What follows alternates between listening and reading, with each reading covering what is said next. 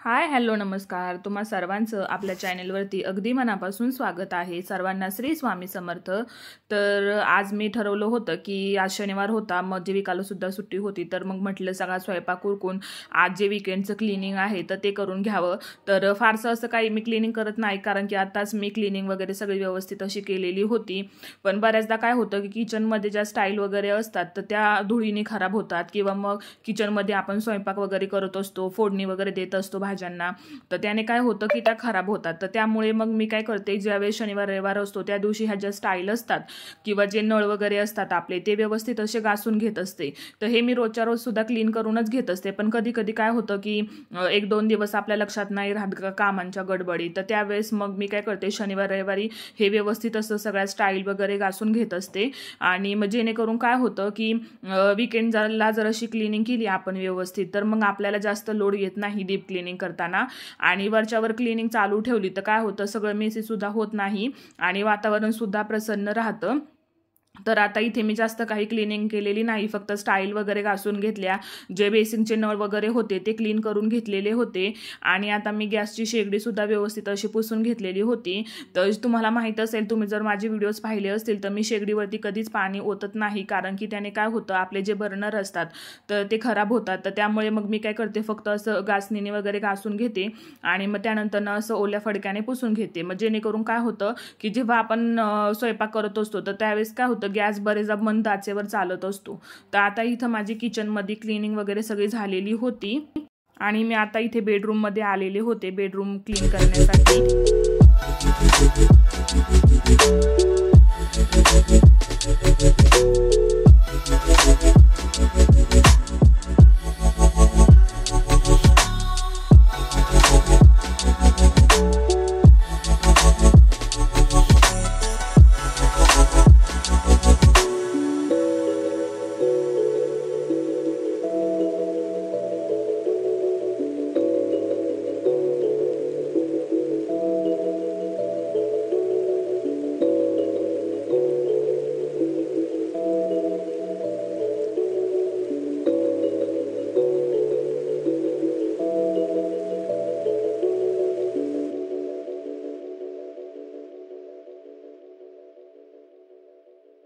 तर आता इथे मी खिडक्या वगैरे व्यवस्थित अशा पुसून घेतलेल्या होत्या.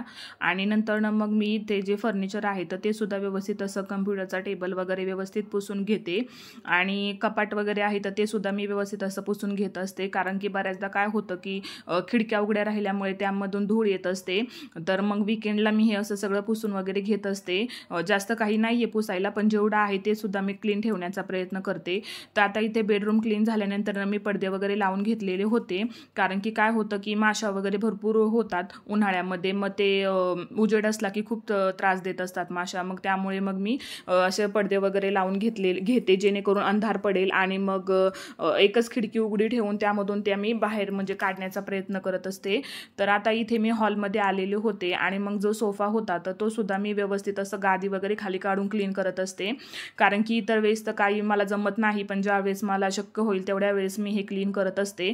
आणि जीविका सोफ्यावरती बसल्यानंतर बरेचदा काय होतं की पेन्सिल किंवा मग इरेझर हे सगळं असं ती तिथे सोडून देते आणि मग ते त्याच्या मागे गेलं की मग शोधाशोध चालू असते. मग शनिवार रविवारी मी असं सगळं खाली काढून, जे काही ती खेळताना वगैरे चुकून तिच्याकडून राहिलं वगैरे असेल किंवा काही खाताना वगैरे पडतं लहान मुलांच्या हातातून, तर मग ते सगळं मी व्यवस्थित असं क्लिनिंग करून होते, जेणेकरून काय होतं की जास्त घाणसुद्धा होत नाही. आणि इथे सोफ्यावरती मी अशा बेडशीट वगैरे घेतलेल्या आहेत अंथरण्यासाठी, कारण की मग काय होतं, ज्या सोफ्याच्या गाद्या असतात तर त्या काही खराब होण्याचे चान्सेस नसतात मी अशी बेडशीट टाकल्यानंतर आणि मग क्लिनिंग करताना सुद्धा सोपं जातं मला.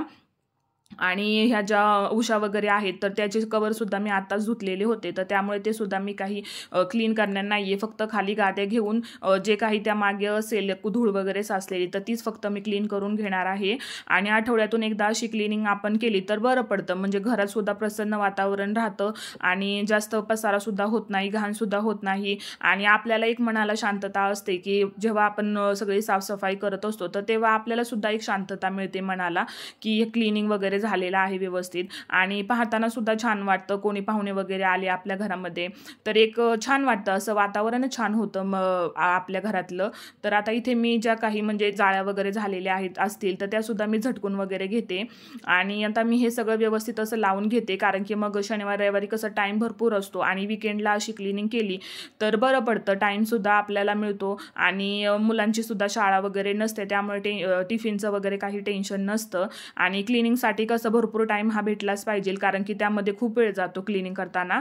आणि आठवड्यातून अशी एकदा क्लिनिंग केली की जेव्हा आपण डीप क्लिनिंग करायला घेतो तर त्यावेळेस आपला जास्त वेळ वाया जात नाही, कारण की आपण वरच्यावर क्लिनिंग करतच राहिलो तर मग डीप क्लिनिंग करण्यात जास्त काही प्रॉब्लेम येत नाही. आणि एकदम 2-3 महिन्यांनी सगळा जर पसारा वगैरे आपण काढला तर मग त्यावेळेस आपल्याला त्रास होतो की भरपूर त्यावेळेस घाण वगैरे निघते आणि भरपूर काम आपल्याला वाढतं. तर मग त्यामुळे असं आठवड्यातून थोडासा वेळ जर घरामध्ये दिला क्लिनिंगला तर बरं पडतं आणि आपलं कामसुद्धा वाचतं. तर त्यामुळे मग मी अशी विकेंडला ही क्लिनिंग माझी चालूच असते. दररोज तर आपण क्लीन करतच असतो, पण आठवड्यातून एकदा असं सगळं व्यवस्थित सोफे वगैरे झटकून वगैरे घेतले की आपल्याला जास्त कामाचा लोड सुद्धा येत नाही. आणि आता माझं इथं झाडून वगैरे चाललेलं आहे, कारण की आता मी सोफे वगैरे सगळे झटकून घेतलेले होते तर त्यामुळे खाली काय होतं, थोडीफार जर धूळ वगैरे पडली असेल तर मग ती झाडू घेताना व्यवस्थित अशी निघून जाते. तर त्यामुळे मग मी काय करते, ज्यावेळेस असं विकेंडला क्लिनिंग करायचं असतं तर त्यावेळेस मी घर वगैरे झाडणं हे सगळ्या शेवटीच काम करत असते, कारण की मग परत झाडून घेतल्यावरती मग परत आपण कामे करणार, मग परत पुन्हा धूळ होणार. त्यासाठी मग मी असं व्यवस्थित असं नियोजन करत असते कामाचं, जेणेकरून मला सुद्धा काम सोपं जाईल आणि कामे सुद्धा पटकन आवरून होतील. तर आता इथे मी व्यवस्थित असं सगळा कचरा वगैरे भरून घेणार आहे. जी काही धूळ वगैरे होती तर ती मी व्यवस्थित अशी झाडून घेतलेली होती आणि झाडून वगैरे झाल्यानंतर मगच मी फरशी पुसायला घेते. आणि बऱ्याच जणांना माहीत सुद्धा असेल, ज्या नेहमी माझे व्लॉग पाहतात, की मी फरशी ही रोजच्या रोज क्लिनिंग करूनच घेत असते.